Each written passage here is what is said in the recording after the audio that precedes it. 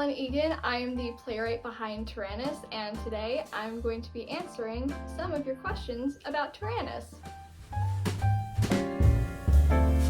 About just shy of 5 years to write this play. I started it back in September or October of 2018, and then I just finished it a few months ago in March of 2023.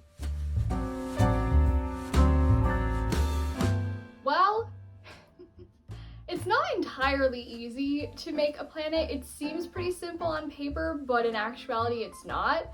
I started I just looked at a picture that my teacher had sent to use as inspiration for an assignment.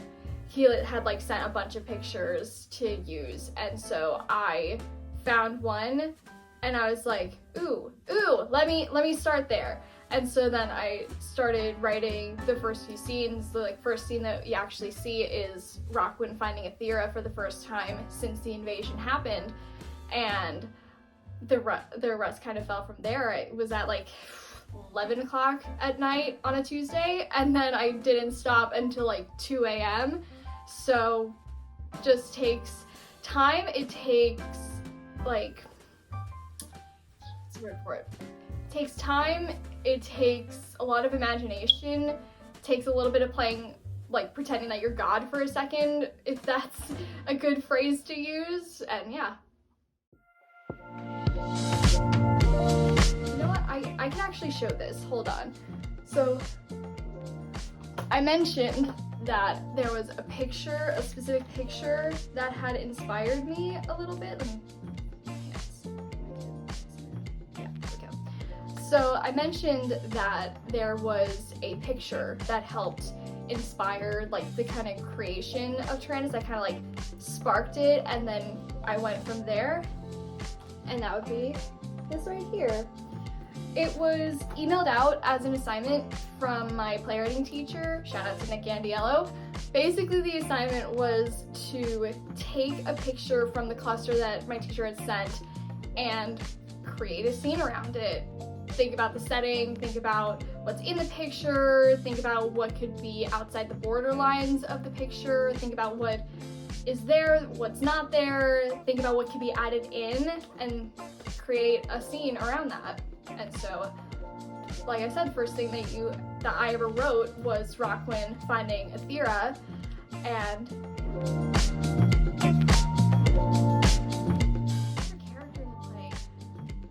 tie between Janafra and Rockwind. I'm gonna be honest, it's a tie between those two. Some days it's Janafra, some days it's Rockwind, most of the time it's both.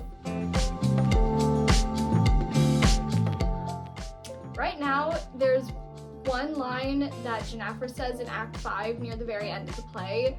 She says in Terran, Grenfek Yun Penk, and I'm not gonna tell you what that means.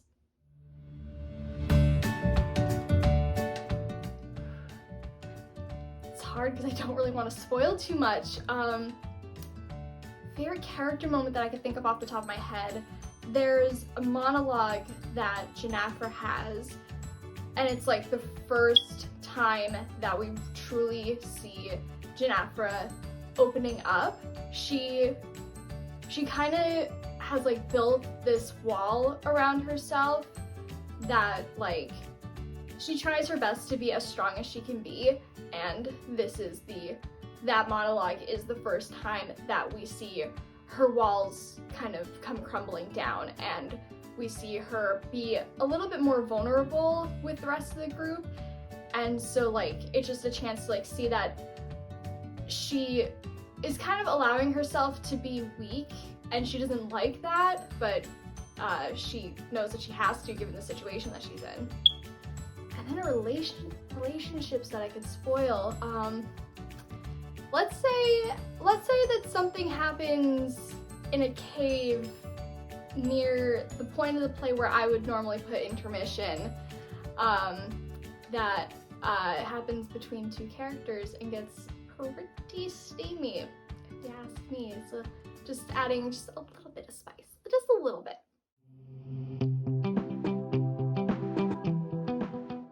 That is a very good one. I have two actually. My first one, and this is like an all-time dream of mine, and he kind of helped inspire this character a little bit. I would commit any crime under the sun that I could feasibly get away with if it meant that Tom Holland could play Rockwind. I think that he would absolutely smash it.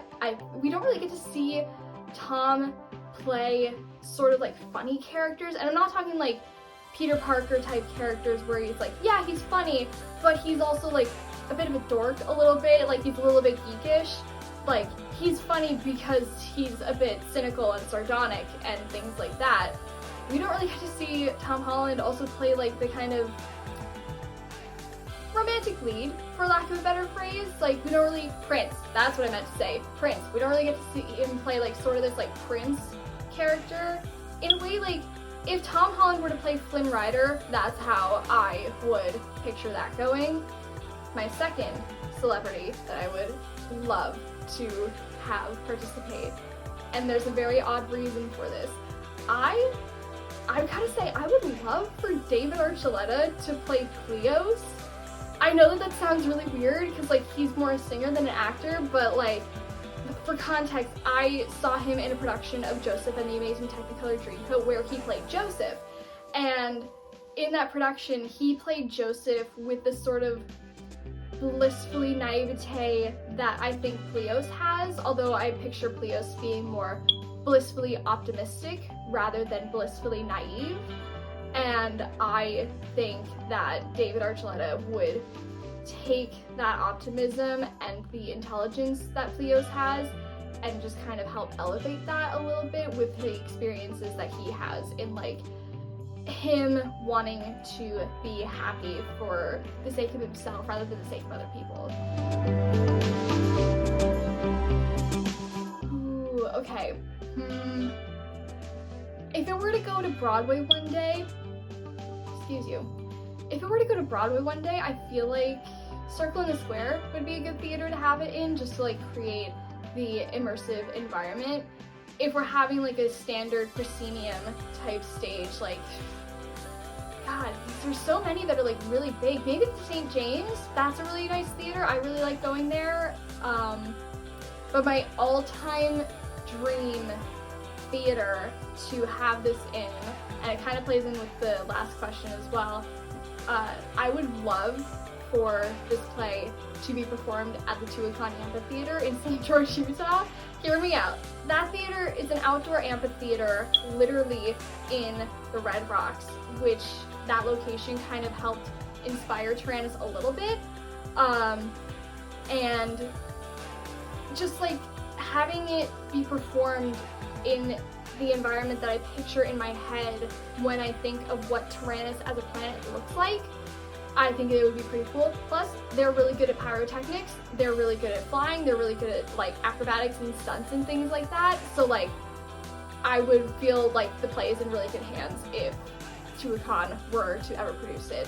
But I feel like it would be highly unlikely because they tend to produce more musicals than straight plays, and so yeah, the chances of them producing Terranis would be very slim. But hey, we love to dream. We love to dream. We love to dream. Thank you all so much for watching. I'm so sorry that our smoke detector kept beeping during this. We need to put new batteries in it. Give this video a like if you enjoyed watching it. Subscribe if you're new. Give us a follow on Instagram if you want to see more Terranis content, and we will see you next time.